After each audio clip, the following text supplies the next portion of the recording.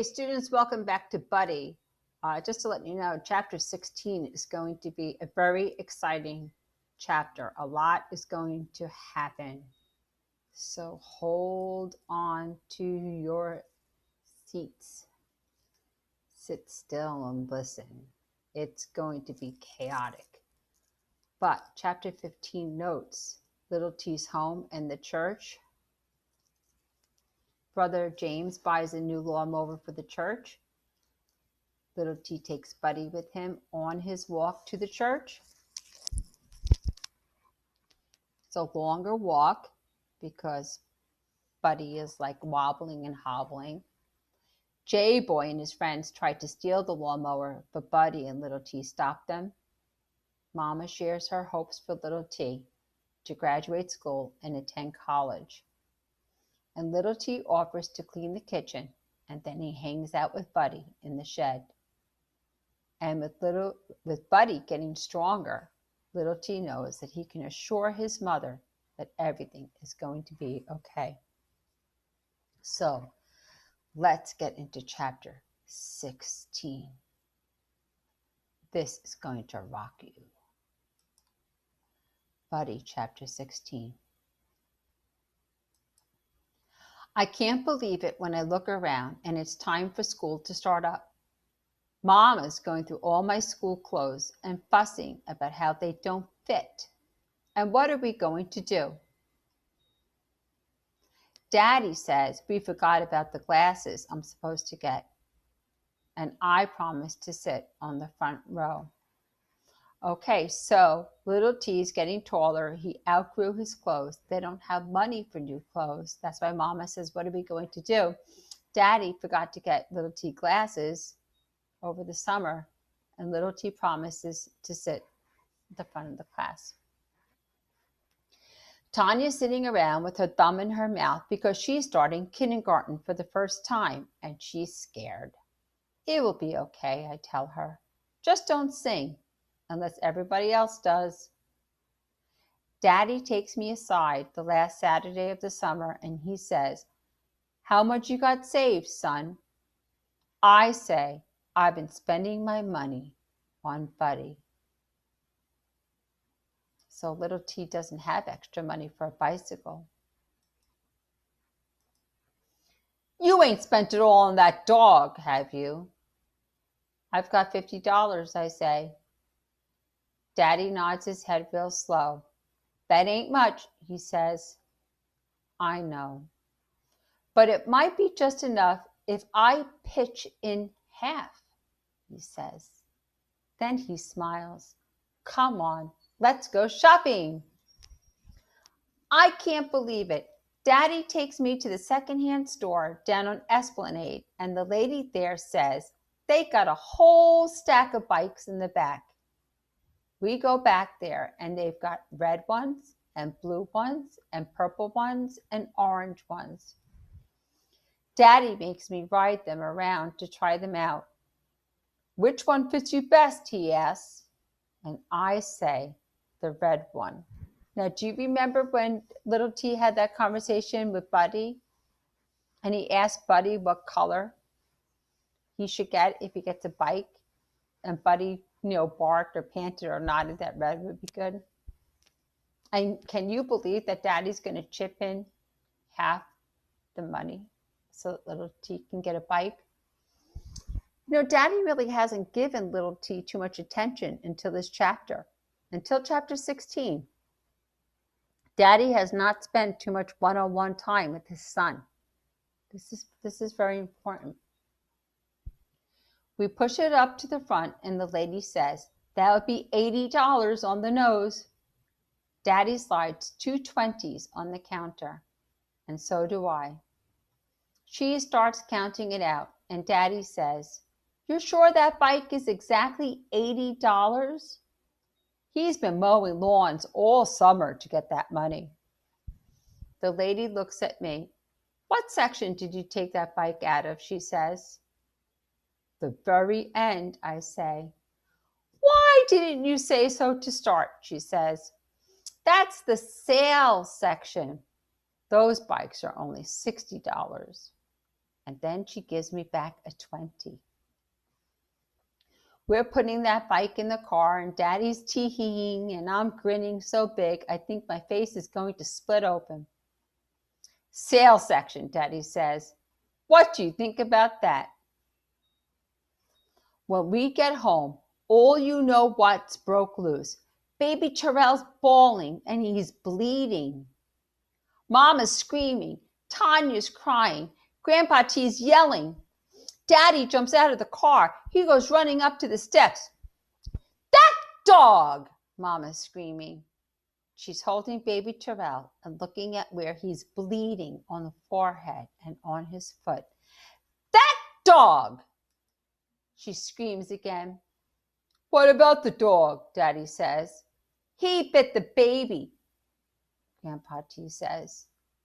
I stop right where I am, pushing my new bike through the gate. Buddy bit baby Terrell, I say. Sorry, son, Grandpa G says. We can't have that. What do you mean? I drop the bike and run back to the shed. The door's shut and somebody's nailed Buddy's sign board across it. I hear Buddy inside, whimpering and crying. Buddy, I say through the door, what happened? What happened, boy? Then Daddy's calling from the house. Come in here, little T, he's saying. I go inside. Mama's washing baby Terrell off in the sink. He's covered in dirt and blood. She's hugging him up every once in a while and kissing the top of his head. What happened? I ask again. The dog bit the baby, Daddy says. He's out of here, Mama says. He's gone tonight. I don't care where you take that dog. I don't care what you do with him. Shoot him. You hear what I'm saying? Get the gun out from under the mattress and shoot his brains out. Daddy puts his hand on Mama's arm. Take it easy now, he says. I say shoot him, she says again. And I see she's got big old tears rolling down her cheeks. She's got dirt and blood smeared all across her apron. Tanya's sitting on the floor in the corner, crying and sticking her thumb in her mouth. She's got on one of Mama's aprons and red shoes with glitter all over them. Just shoot him, Mama's saying over and over. Then all of a sudden, Tanya stands up and yells like she's in a whole different room. But it ain't his fault. Everybody stops. Everybody looks at Tanya. What are you saying? Grandpa T says. Tanya flops back down on the floor and sticks her thumb in her mouth and cries so hard her whole body's jerking around. What are you saying, baby girl? Daddy says. She takes her thumb out and looks up at Daddy and says, you can't shoot him. You can't shoot Buddy. Well, he bit the baby. Baby Terrell was about to stick his hand in a rat's nest. Tanya yells with her eyes all squinched up. And Buddy stopped him. Mama spins around like she's on the dance floor. Water goes flying across the kitchen. What did you say? We were playing with Buddy in the shed. Tanya's talking fast as she can. I was singing, and baby Terrell was making a pie with the dirt. I gave him Buddy's bowl, and he started spooning dirt into it. Buddy came over to see what was happening with his bowl. Baby Terrell took his spoon and whacked Buddy on the head. Buddy went, yup, and slid back away. Baby Terrell laughed and crawled after Buddy and whopped him again, and Buddy said, yup, again and stood up and headed toward the door. Tanya stops long enough to suck in 3 big breaths.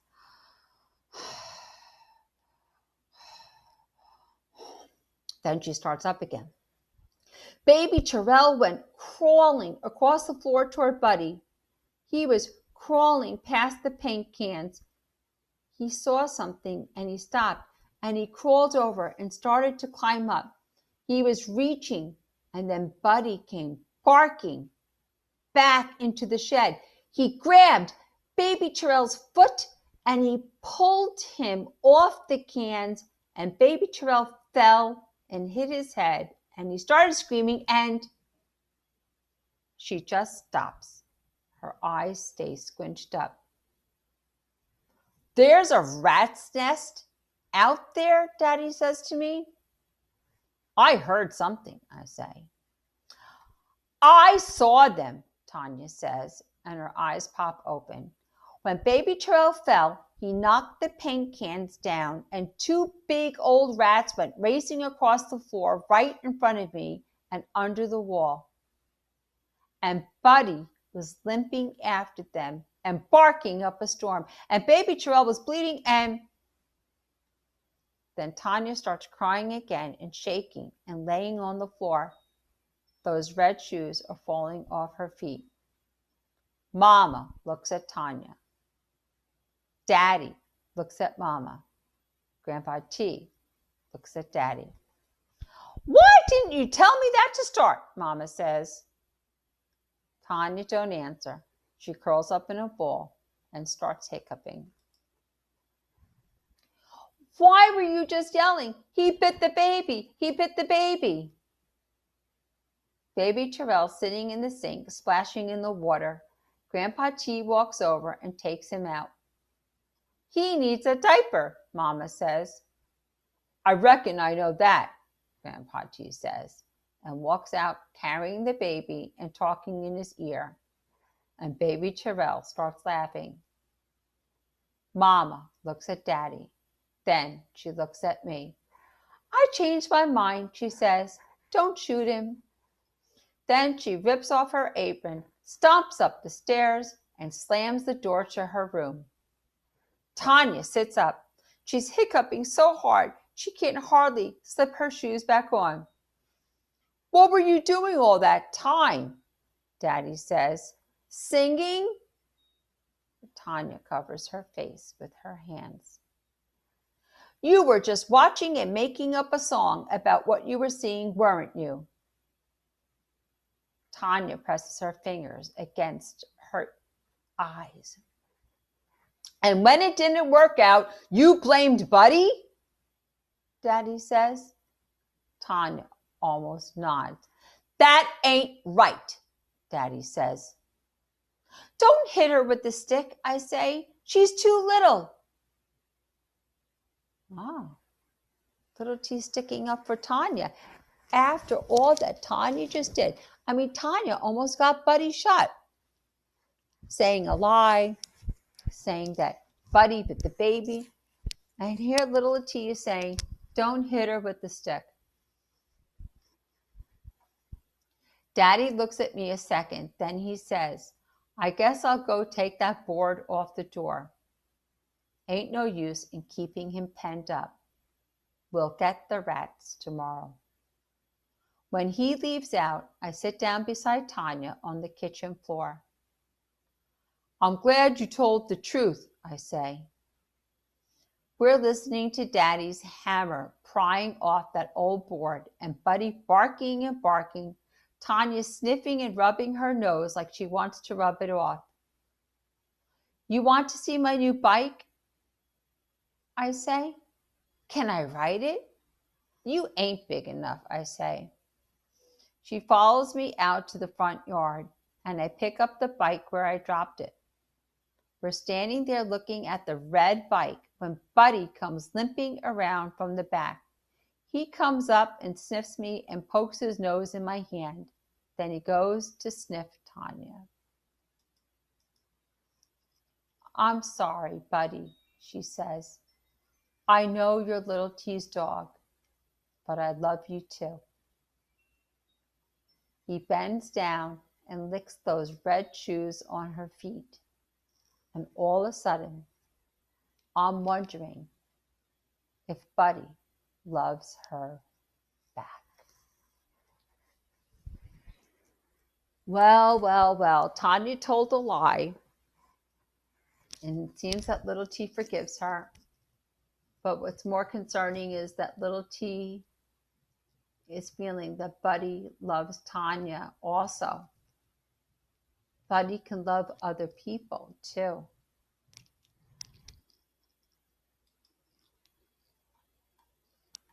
So in this chapter, they're at the secondhand store to purchase a bicycle and little T's home. And Daddy initiates a positive interaction with little T. That means Daddy approached little T and asked him how much money did he have. Daddy was asking, trying to find out, do you have enough money to buy a bicycle? Daddy started the conversation. That's what initiate means. And it's positive. It's a good thing. And then he offers to chip in half for the bicycle. So little T and his dad purchase a red bicycle for $60. But when they get home, oh boy, what happened? Right? Tanya tells another story. Now remember, she's 5, she's in kindergarten, and she tells stories. But it was about how baby Terrell's foot and head got injured. And at first, Tanya blames Buddy. But in truth, Buddy stopped baby Terrell from putting his hand in a rat's nest, because remember what I told you? Buddy has a protective nature, right? And then Tanya tells Buddy that she loves him.